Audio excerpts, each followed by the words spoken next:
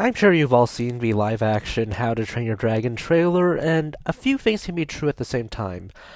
I'm glad that Toothless doesn't look like Flounder from the Little Mermaid remake. Thank Universal for that.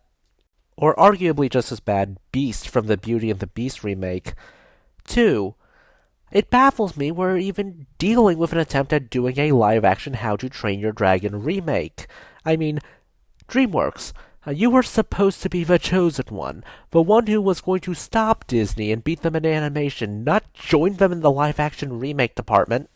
But at least they're not doing what Disney's doing and trying to spin off a photorealistic animated movie and calling it a live-action remake. Seriously, I still don't understand why they don't just call it photorealistic animation. And I still don't understand why they're doing the whole Mufasa spin-off thing now. This could have been animated traditionally, and it would have been a much better movie, honestly, given how lacking in expression the original was, and I'm not really impressed by the trailers Mufasa has put out either. And then they're also remaking Moana. Seriously, Disney put out the original Moana in 2016. The remake comes out in 2026. The 6-year-olds who watch the original Moana in theaters will be barely able to drive alone in a car by the time the remake comes out. Honestly, this is what I'm going to be dubbing IP fracking, because this is where companies just blast out water and other chemicals into a property, hoping to milk it out of all its cash like it's some sort of piñata. Look, I don't mind taking bad films and breathing new life into them, something that Black Cauldron clearly does not have, because if they were serious about remaking bad films, they would be remaking Black Cauldron, the movie that nearly killed Disney as an animation studio. That's not what's happening. What's happening is that they're taking the classic films with recognizable brand recognition, or films that were made a decade ago. This came out in 2010. Seriously, DreamWorks, why are you doing the Disney and remaking something that only came out last decade?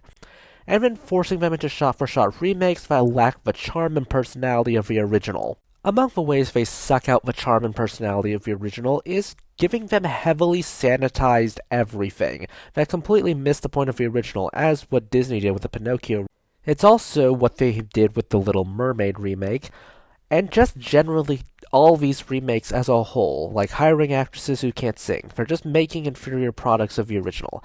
And even in movies where they do substantially alter the characters and the scenario, the plot structure is generally the same, and honestly comes off as redundant when they add a bunch of new characters but don't have the flexibility to do anything with them and cause the story to be a different adaptation, or a remake, if you will. And as the time span between remake and original gets smaller and smaller, I have to question another thing. I may be able to buy into remaking The Little Mermaid. The 6-year-olds who watched it in 1989 when it came out are turning 40 by the time the remake came out. I can sort of understand that. Mainly because Disney is pulling not only the previous generation and also their kids into watching this movie.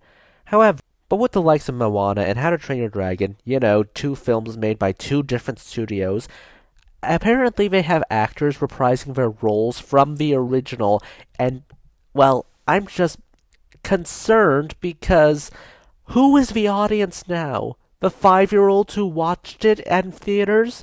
Why can't they just watch it in streaming at their homes? Why remake it? What nostalgia value are you trying to grab?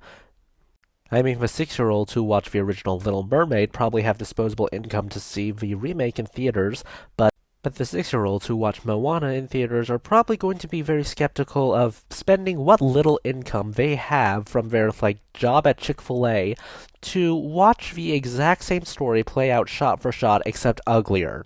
No, they're probably going to spend the money they won in a bet in the middle of study halls watching Moana 2 coming out this year, assuming they even know about it because this movie is awful at advertising. Seriously, I think Transformers 1 was better at advertising, and granted, their advertiser was one guy. I seriously want to know what the advertisers not even the advertisers, the investors are thinking, because the guys in suits have to realize that all these live action remakes are doing is not preserving the brand in any way, it's just causing brand fatigue, and these redundancies aren't making money. Law of diminishing returns have to kick in eventually. Okay, the live action remakes are making money. The problem is that they're not going to make money in perpetuity. You're eventually going to run into the brand fatigue that I mentioned earlier. And I think the Little Mermaid remake didn't actually cross $1 billion worldwide, which is probably something that Disney likes because, money. So it's not a good thing when you start having the whole we were making money at one point, but then we fatigued out. Not helped by a pandemic. Probably the biggest issue on the top of my concern list when it comes to How to Train Your Dragon is that if this live action remake is successful, then the rest of Hollywood will follow. They've already been trailing towards remakes, they've already been doing them, but if this is successful, they're not only going to break out the remakes of properties that came out a decade ago, they're probably going to frack it like there's no tomorrow. Look, I hate to see a property I like fail, but at the same time, I think the big picture here is that it's leading to a disastrous precedent. We're going to sink a buttload of money into a remake, and then we'll see it fail. And then we'll probably end up making the franchise dormant, not because of people being fatigued at live action remakes. No, the guys in suits are probably going to take it as, well, they just don't like the property in general. Sink it. It's not like this has no precedent. When Green Lantern 2011 failed to perform for WB, it ended up sinking the Green Lantern brand as a whole. There was actually an animated Green Lantern series that got cancelled because, well, the live-action movie tainted the brand. Am I being a bit apocalyptic here? A little, but at the same time, it's not like these things have zero precedent. So, is there any live-action project based off of an animated property that I'm willing to support? Well, yes, actually. I'm a strong believer in working within the limitations of a medium, so that's why I like stage adaptations. You're more limited on what you can possibly do on a stage than what you can do in a live-action film or animated feature. The Lion King is a good example of a stage musical. I really didn't expect to like Frozen as a musical adaptation, but I honestly think it's very good.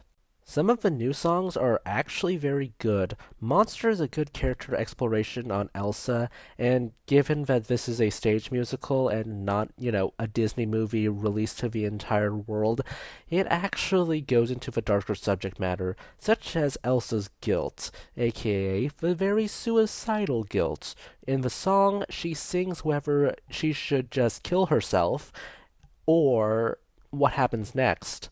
Mainly because she doesn't know what happens next.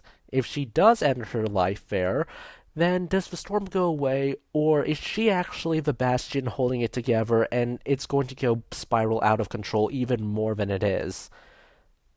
Disney's Hunchback of Notre Dame the musical is also very good.